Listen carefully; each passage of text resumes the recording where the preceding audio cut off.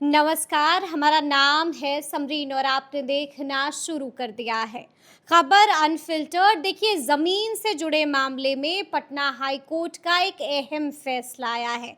Patna high court ने ये साफ साफ कह दिया है कि सीओ की रिपोर्ट पर सरकार जमाबंदी को रद्द नहीं कर सकती है, नहीं कर सकती है, नहीं कर सकती है। तो ऐसे में अब आप भी जानना चाह रहे होंगे कि आखिर पूरा मामला है क्या। तो आइए फिर इस मुद्दे पर सीधी बातचीत करेंगे पटना हाई कोर्ट के जाने माने एडवोकेट देव प्रकाश जी से। सबसे पहले बहुत शुक्रिया बातचीत के लिए। जी धन्यवाद।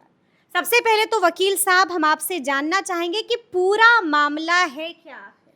देखिए, ये कोई ज़मीन दरभंगा का है। बानी झा ने केस किया है 2021 में। उनका ज़मीन परचेज किया, और रजिस्टर्ड डीड का ज़मीन था, जमाबंदी थी उनके नाम से। जब रिविजनल सर्वे जो हुआ है, क्योंकि रिविजनल सर्वे कैडेस्ट्रल सर्वे ये सब हम कर चुके हैं आपके ऊपर, उस पर हम नहीं जाना चाहते हैं। रिविजनल सर्वे में कहीं से गलती से लिख दिया कि ज़मीन इनका पोखर का था। कैडेस्ट्रल सर्वे में लिखा हुआ कि ज़मीन धनहर था, और जो कर्मचारी की रिपोर्ट आया उसमें धनहर ही लिखा के आया। लेकिन जो सीओ साहब हैं उनको पोखर ही नज़र आया उसमें। वो बिना कोई इंक्वायरी किए हुए ये ज़मीन जो बहुत दिनों से चला आ रहा था परचेज किया। फिर वो इनकी जो बानी झा की माता जी मनोरमा देवी हैं उनके नाम से जमाबंदी थी, और जमाबंदी भी जो जिसने बेचा 1919 से जमाबंदी चल रही थी, फिर 38 में हुआ, फिर मतलब 90 ईयर्स से ज़्यादा का जमाबंदी था। इतना पुराना जमाबंदी, पोजीशन सब कुछ था। लेकिन उसकी जमाबंदी को सीओ साहब ने रिकमेंड किया, और सेक्शन 9 जो म्यूटेशन बिहार म्यूटेशन एक्ट 2011 है उसके तहत एडीएम साहब ने एडिशनल कलेक्टर साहब ने कैंसिल कर दिया। प्रोसीजरल मिस्टेक नहीं, ब्लंडर है इसमें। ब्लंडर था ये। ब्लंडर ये है कि जो बानी झा हैं इनकी मदर मनोरमा देवी पहले केस में थी। जब ये केस चल रहा था एडीएम साहब, एडीसी साहब, एडिशनल कलेक्टर साहब के सामने, उसी बीच में मनोरमा देवी का डेथ हो गया। बानी झा उनकी बेटी हैं, एक लड़का भी। न बेटी को न बेटा को किसी को नोटिस एडीएम साहब ने नहीं दिया। ये सेटल पोजीशन ऑफ लॉ है कि कोई मृत व्यक्ति किसी केस में वादी प्रतिवादी नहीं हो सकता। न प्लेंटिफ होगा, डिफेंडेंट को नहीं हो सकता। मृत आदमी पर केस नहीं होता, न मृत आदमी केस चलाता है। पता नहीं कहाँ क्या सूंघने चला गया इन लोगों को, मृत व्यक्ति के नाम पर केस चलता रहा। यानी कि यहीं पर हुआ ब्लंडर, महा ब्लंडर है। अब नियम है कि जैसे ही कोई डेथ होता है सिविल केस में, सब्स्टिट्यूशन हो जाता है। क्रिमिनल केस तो वहीं खत्म हो जाता है। ये जो सिविल सूट है उसमें होता है कि उसके बाद जो हेयर्स हैं, जो उत्तराधिकारी हैं, उनका नाम वहाँ पर सब्स्टिट्यूट किया जाता है। अब फिर पुनः उनको नोटिस भेजा जाएगा, वो अपीयर होंगे तब होगा। तो ये जो सेक्शन 9 है म्यूटेशन एक्ट का, उसमें स्पष्ट लिखा हुआ है कि अगर किसी ने कंप्लेन किया है या सुओ मोटो को अपने पदाधिकारी ने इनके लिख करके दिया है, तो उस पर जो है वो एडिशनल कलेक्टर साहब जो हैं वो इंक्वायरी करेंगे। इंक्वायरी में क्या करेंगे, वह देखेंगे ये जो जमाबंदी हुआ है ये किसी जो उस समय का कोई कानून था उसके विरुद्ध हुआ है, या बाद उस समय कोई एग्जीक्यूटिव ऑर्डर था उसके विरुद्ध हुआ है। ये दो प्रेसिडेंट कंडीशन है, ट्विन कंडीशंस है। ये दो कंडीशंस अगर पालन नहीं हुआ है, ये दोनों केस अगर नहीं हुआ है, तो जमाबंदी कैंसिल नहीं कर सकते हैं एडिशनल कलेक्टर साहब। और तीसरा है कि अगर करना भी चाहते हैं तो उनको नोटिस देना अनिवार्य है। इन्होंने नोटिस जो उनका जो डेथ हुआ है उसके बाद उनके बेटी बेटा किसी को नोटिस नहीं दिया, मतलब नेचुरल जस्टिस का भी वायलेशन है। ब्लंडर तो है ही, नेचुरल जस्टिस का भी वायलेशन। देखिए, आपको बता दें कि बिहार म्यूटेशन एक्ट 2011 में आया। ठीक है। ये ज़मीन सब रजिस्ट्री पुरानी है। उस समय बिहार टेनेंट होल्डिंग एक्ट था 1973 का, उसके तहत होता था जितनी भी जमाबंदी है। ठीक है। तो जमाबंदी जो उसके तहत था उसमें भी कहीं से म्यूटेशन कैंसिलेशन का कोई प्रावधान नहीं था। सेक्शन 14 में होता था, अपील आदि का था, प्रोविजन रिवीजन का था, लेकिन उसमें कहीं से भी यह नहीं था कि जमाबंदी कैंसिलेशन था। एक बिहार लैंड रिफॉर्म एक्ट है, उसमें सेक्शन 4H में जो एक्स इंटरमीडिएट को ज़मींदार कहते थे, उनके तहत हाथ से जो इनको सेटलमेंट मिला है उसका कैंसिलेशन का पावर था डीएम को सेक्शन 4H में। अगर वो 1/1/1946 के बाद का कोई सेटलमेंट था तो इंक्वायरी करके करना था, वो अलग मैटर था। न तो ये 4H है, न तो ये Bihar tenants holding maintenance of records act 1973 के तहत किया गया। ये बिहार म्यूटेशन एक्ट में बिना नोटिस के, बिना प्रोसीज्योर, एक फॉर्म होता है नोटिस का, जो उसका फॉर्म बना हुआ है रूल बुक में, न राहुल को उसको फॉलो किया और यह मान लिया इसको कि ये ज़मीन पोखर का था। अब आपको बता दें, पहले भी आपके हम कर चुके हैं कि पोखर, रास्ता, श्मशान, नदी, कॉलेज, स्कूल, पुस्तकालय, जो सार्वजनिक जगह है, इसको पब्लिक लैंड माना जाता है। तो पोखर रखा था, पोखर कहीं देख लिया, समझा कि पोखर जो है ये अनाबाद बिहार सरकार हो गया। और यह मान करके लॉन्ग स्टैंडिंग जमाबंदी जो पहले चल रहा है 90 ईयर्स पहले से, उसको एडिशनल कलेक्टर साहब ने कैंसिल कर दिया, रद्द कर दिया। और केस चलाया किसके विरुद्ध में? मृत व्यक्ति के विरुद्ध में। जो जिंदा व्यक्ति है उसको उन्होंने नोटिस भी नहीं दिया। तो सबसे बड़ा ब्लंडर तो यही पर है कि इन्होंने एक धनहर जमीन को पोखर कर दिया। धनहर जमीन का भी उनके पास इंफॉर्मेशन है, कैडेस्ट्रल सर्वे में है, कर्मचारी का रिपोर्ट है, कर्मचारी बाद में उन्होंने एक्शन की भी बात की। 2-3 बात जो जस्टिस सौरेंद्र पांडे का जो बेंच है इसमें कहा है, एक तो उन्होंने कई एक जजमेंट कोर्ट के, इसमें जस्टिस संदीप कुमार का जजमेंट है, उसके पहले कोई जजमेंट है जो सुप्रीम कोर्ट का, जो उन्होंने कोर्ट किया है, डिवीजन बेंच का जजमेंट कोर्ट किया है। और यह कहा कि यह एक डिसीजन नोट ए रेस इंटीग्रा, ये कहते हैं कि ऐसा नहीं कि पहले डिसीजन नहीं हुआ, इस पर सैकड़ों जजमेंट हो चुका है पटना हाई कोर्ट का और सुप्रीम कोर्ट का। यह कहा गया है कि जमाबंदी समरी प्रोसीडिंग में लॉन्ग स्टैंडिंग जमाबंदी का नहीं कर सकते हैं एक्सिक्यूटिव पदाधिकारी, चाहे वो सीओ साहब हों, DCLR साहब हों, एडिशनल कलेक्टर साहब हों, डिस्ट्रिक्ट मजिस्ट्रेट हों या कमिश्नर साहब हों। इसमें से कोई पदाधिकारी समरी प्रोसीडिंग में लॉन्ग स्टैंडिंग जमाबंदी को टच नहीं कर सकते हैं। अब आपको बता देंगे, हो तो रहा है ये चीज, बिल्कुल हो रहा है और लगातार हो रहा है, अनेकों हो रहा है। तो ये मामले हैं। परेशान कैसे लोग हो रहे हैं। अब प्रोसीडिंग कितना टेढ़ा है, देखिए आम लोग को सही माने में तो उब के छोड़ देगा इस चीज़ को। अब देखिए 2021 का केस है, 26 में निर्णय आया है, 7 जुलाई को सुनवाई हुई है और 13 जुलाई को इसका ऑर्डर आया है। वो तो है कि all is well that ends well वाली बात है। कम से कम लास्ट में तो जो अंधेरा इनके जमीन छाया था, उस अंधेरा में उजाला आने में इतना समय लग गया। अब आम आदमी की समस्या को समझिए, जो ज़मीन मालिक है, महिला हैं वानी झा, माँ का देहांत हो गया और वो केस लड़ रही हैं, कितनी बड़ी परेशानी है। और ऐसा ये केस लड़ 2-3% लोग आते हैं, अधिकतर लोग तो बेचारे कहते हैं चलो यही हमारी नियति है, हमको यही लिखा हुआ, ज़मीन चला गया तो चला गया, हम क्या कर सकते हैं। अधिकतर लोग जो नौकरी पेशा में बाहर हैं वो छोड़ देते हैं। अब इसमें अगर मान लीजिए कैंसिल कर देंगे तो प्रोसीज्योर क्या है इसमें, फिर वो जाएंगे अपील में डीएम साहब के यहाँ, डीएम साहब के बाद फिर रिवीजन में जाएंगे कमिश्नर साहब के यहाँ, कमिश्नर साहब के यहाँ से नहीं हुआ तो फिर जाएंगे बिहार लैंड ट्रिब्यूनल, और बिहार लैंड ट्रिब्यूनल से नहीं हुआ तब हाई कोर्ट। समझिए तो भाई इतना बड़ा लैडर चढ़ेंगे। वो तो इसमें था कि नोटिस जो नहीं हुआ था तो नेचुरल जस्टिस का वायलेशन हुआ था।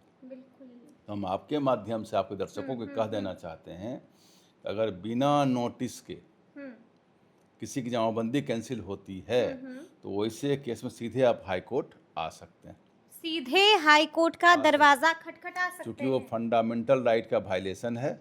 और प्रॉपर्टी तो ऐसे भी ह्यूमन राइट है। प्रॉपर्टी में तो समझिए किसी का प्रॉपर्टी छीनना, किसी के प्रॉपर्टी से बेदखल करना, चाहे वो घर का ज़मीन हो या खेती का ज़मीन हो या कोई व्यापार का ज़मीन हो, उससे बेदखल करना, उसको हत्या करने से भी ज़्यादा बड़ा पाप लगना चाहिए, उससे बड़ा एक्शन होना चाहिए। कि भाई किसी को ज़मीन से बेदखल कर रहे हैं, जो उसमें सैकड़ों उसके बाबा पूर्वज सब उस पर रहते आ रहे हैं, 100 बार सोचना चाहिए इस काम को।